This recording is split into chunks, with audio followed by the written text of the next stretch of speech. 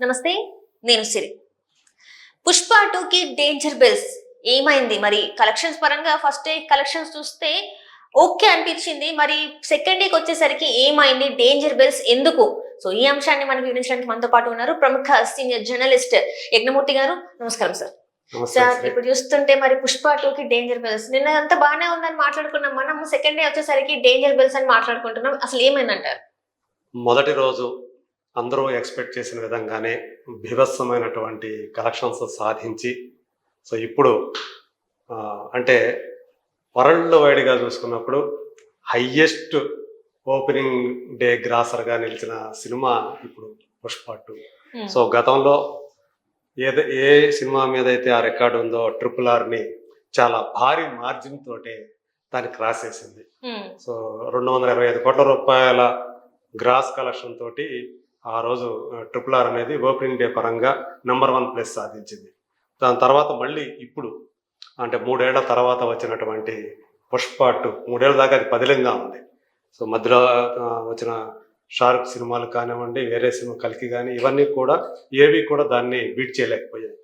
ఇప్పుడు మళ్ళీ ఒక తెలుగు సినిమానే ఇంకో తెలుగు సినిమా చేసినటువంటి రికార్డుని అధిగమించడం, అది 225 కోట్లు అయితే ఇది ఇప్పటివరకు ఇంకా పూర్తి సమాచారం ఇంకా వస్తూనే ఉండే మనకి. ఇప్పటికే ఆల్మోస్ట్ 265 కోట్ల పైనే గ్రాస్ వచ్చింది. అంటే ఇప్పటికే అది 40 కోట్ల దాకా మార్జిన్ అధికంగా ఎక్కువ రావటం అనేది అది సాధించినటువంటి పుష్ప 2 మ్యాన్ ఏదైతే మనం చెప్పుకుంటున్నా ఉన్నాం దానికి తగ్గట్లుగానే ఆ ఓపెనింగ్ కలెక్షన్స్ అనేవి కనిపిస్తూ ఉన్నాయి. కాకపోతే మిగతా రాష్ట్రాలు వాటితో పోల్చుకుంటే ఒక ముంబై పక్కన పెడితే ముంబై కానీ బెంగళూరు కానీ ఈ 2 సిటీస్ని పక్కన పెడితే మిగతా అన్నీ కూడా మన తెలుగు రాష్ట్రాలతో పోలిస్తే తక్కువ ధరలో ఉన్నటువంటి పరిస్థితి ఉంది థియేటర్లో. వేరే ఇవాళ మనకి ఇక్కడ వీళ్ళు నిర్మాతలు అడిగినటువంటి ఏదైతే ఆ వెసులుబాటు ఉందో టికెట్ రేట్లు పెంచుకునే వెసులుబాటుకి దానికి ఓకే చెప్తూ ఇన్ని రోజుల వరకు ఒక స్లాబ్ సిస్టమ్ లాగా మొదటి 5 రోజులు ఒక రేటు, తర్వాత ఇంకొక 5 రోజులు ఒక రేటు, లాస్ట్ ఇంకొకరు, అట్లా 3 స్లాబుల లాగా విభజించి ఇచ్చారు. ఇక్కడ ఇచ్చారు, ఆంధ్రప్రదేశ్లో కూడా ఇచ్చారు, కాకపోతే తెలంగాణలో ఎక్కువ ఇచ్చారు. సో ఆ రకంగా వచ్చినప్పుడు చాలా రేట్లు పెరిగాయి. మనం చూసాం ప్రీమియర్స్కి 1200, 1300 టికెట్లు కూడా అమ్మారు. సో అట్లాగే మిగతా రోజులు చూసుకుంటే నార్మల్ డేస్ ఇప్పుడు చూసుకుంటే డే 1 నుంచి నిన్నటి నుంచి రెగ్యులర్ షోస్ చూసుకుంటే 530 రూపాయలు, మళ్ళీ దానికి జిఎస్టీ కలుపుకొని ఆల్మోస్ట్ 570, 580 రూపాయలు చెల్లించాల్సిన పరిస్థితి మల్టీప్లెక్స్లో. అదే సింగిల్ స్క్రీన్లో చూసుకుంటే 350 రూపాయలు కట్టాల్సిన పరిస్థితి హయ్యెస్ట్. సో దీనివల్ల అంటే గతంలో 200 రూపాయలు లోపల ఉండే టికెట్ ఇప్పుడు 350 రూపాయలు అయిపోయింది. అలాగే ఏపీలో కూడా ఒక 50 రూపాయలు, 60 రూపాయలు తక్కువగా అక్కడ కూడా పెంచారు తెలంగాణతో పోల్చుకున్నప్పుడు. సో అందువల్లే మొదటి రోజు ఎవరు చూస్తారు, ఆ ఎంతూజియాజం ఎవరికి ఎక్కువగా ఉంటుంది, ఫ్యాన్స్. సో వాళ్ళందరూ కూడా వచ్చి చూడటం వల్లే ఈ ఫిగర్స్ అనేవి సాధ్యమైనవి. పైగా ఇక్కడే కాదు, అంటే ఈ మేనియా అనేది నార్త్లో ఎలా ఉందో కూడా స్పష్టంగా తెలిసింది. సో ఇప్పుడు జవాన్ పేరిట మీద ఉన్నటువంటి అంటే హిందీ వెర్షన్కి సంబంధించి ఏదైతే ఉందో 65 కోట్ల రికార్డుని తుడిచిపెట్టేసేసింది. సో ఏకంగా 1 కోటి 2 కోట్లు కాదు, ఏకంగా 7 కోట్ల రూపాయల మార్జిన్ తోటి సో మొదటి రోజు నిన్న అది అంటే హిందీ బెల్ట్ కూడా ఈ సినిమా కోసం ఎంతగా ఎదురు చూసిందో మనం చెప్తాం. ఇదంతా నిన్నటికి సంబంధించినటువంటి వ్యవహారం. సో ఈ రోజుకి వచ్చేటప్పటికి ఏమైపోయింది, పరిస్థితి తారుమారన్నట్లుగా అనిపిస్తుంది ఆ ట్రెండ్ చూస్తుంటే. ఎందుకు అంటే నిన్న ఎంత ప్రైస్ పెట్టైనా సరే టికెట్ కొనే ప్రేక్షకులు నిన్న ఉన్నారు, కానీ వేరే ఈ రోజుకి వచ్చేటప్పటికి అందులో కొంతమంది ఉన్నప్పటికీ కూడా అంటే మళ్ళీ కొంతమంది ఫ్యాన్స్ అనేవాళ్ళు రిపీట్గా చూసే అవకాశం ఉంది కాబట్టి వాళ్ళు వచ్చి చూస్తున్నట్టున్నారు. ఇక్కడ మనం చూడుతుంది వెనక కనిపిస్తూ ఉంది. సో ట్రెండ్ బిఎంఎస్లో ఎక్కువగా మనకి గ్రీన్ కనపడుతుంది. సో అవి యాక్చువల్గా ఇది ఈ రోజు కాకపోయినా రేపటికి. సో రేపటికి సంబంధించి సో అంత గ్రీన్ ఎక్కువగా కనిపిస్తా ఉంది, సోల్డ్ అవుట్ తక్కువగా కనిపిస్తుంది. అది కూడా రేపు సాటర్డే మళ్ళీ.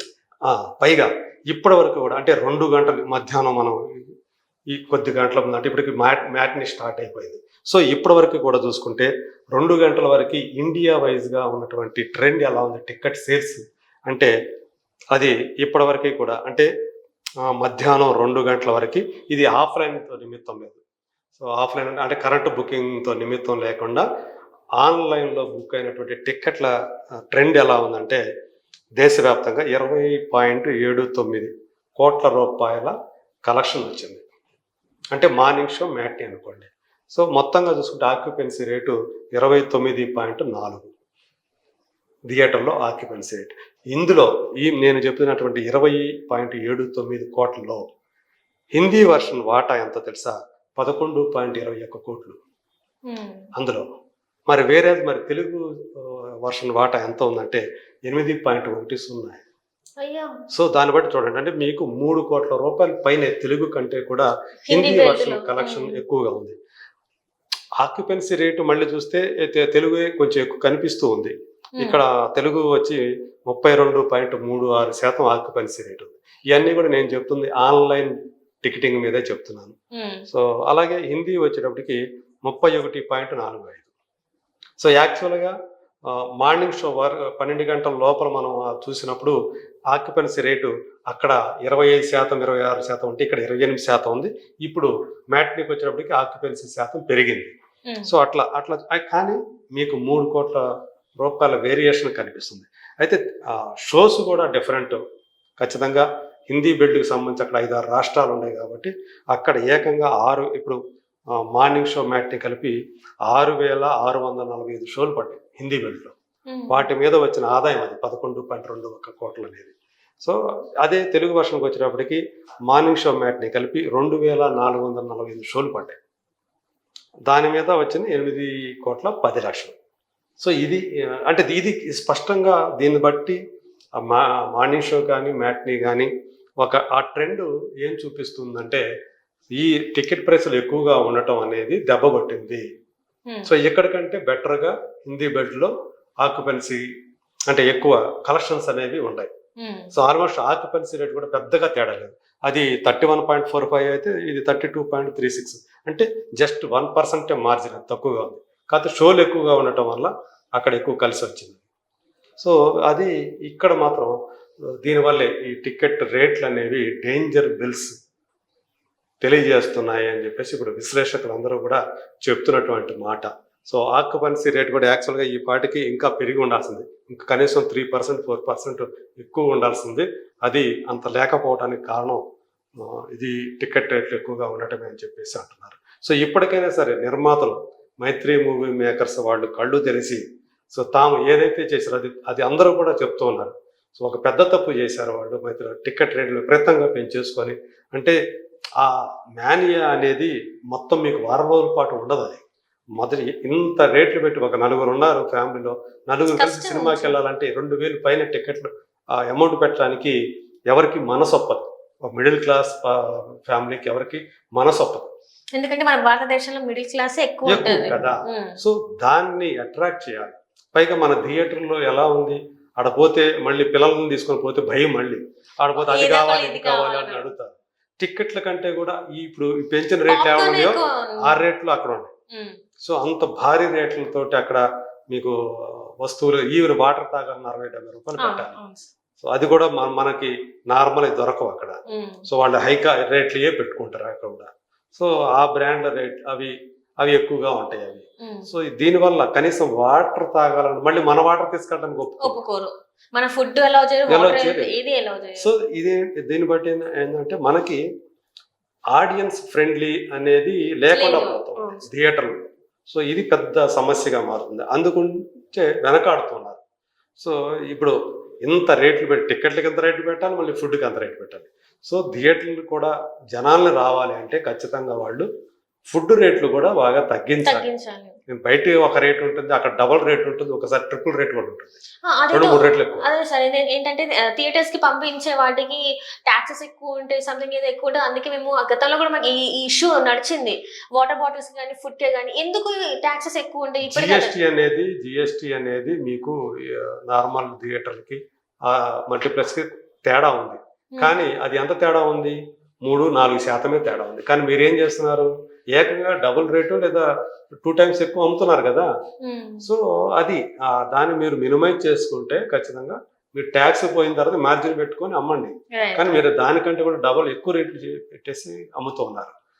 సో ఇది అంటే ఎప్పుడైతే ప్రేక్షకుల్ని ఆకట్టుకోవాలంటే ప్రేక్షకులు వాళ్ళు ఎఫర్ట్ చేయగల స్థాయిలోనే రేట్లో ఉండాలి, టికెట్ రేట్లో ఉండాలి, అక్కడ ఫుడ్ కూడా ఆ రేట్లు కూడా అలాగే ఉండాలి. అప్పుడే ఎక్కువ టికెట్స్ తెగడానికి అవకాశం ఉంటుంది, ఎక్కువ కలెక్షన్స్ రావడానికి అవకాశం ఉంటుంది. ఇప్పుడు అందు గురించి చెప్తున్నారు. అయితే అంటే ఇక్కడ ఎందుకు తక్కువ ఉంది, ఆక్యుపెన్సీ కూడా హిందీతో పోల్చుకుంటే మనకి ఎక్కువ ఉండాలి కదా, అది 1% కంటే కూడా ఎక్కువ లేదు. తేడా పెద్దగా తేడా లేదు, ఆల్మోస్ట్ 2 దగ్గరగా ఉన్నాయి. సో అది ఖచ్చితంగా ఆలోచించుకోవాలి ఇమ్మీడియట్ గా. సో నాకు తెలిసి అంటే వాళ్ళు ఏమనుకుంటున్నారంటే బహుశా ఈ వారం తర్వాత, కానీ ఈ లోపల జరగాల్సినటువంటి నష్టం జరిగిపోతుంది. సో అది కనుక చేసుకుంటే రేట్లు తగ్గించేస్తే, ఇప్పుడు ఇమీడియట్ గా కనుక తగ్గించేస్తే, రేపటి నుంచి ఇంకా ఎక్కువ హౌస్ఫుల్ అయ్యే ఛాన్సెస్ ఉంటాయి. ఉంటాయి. Right sir, right. Thank you so much sir. Thank you.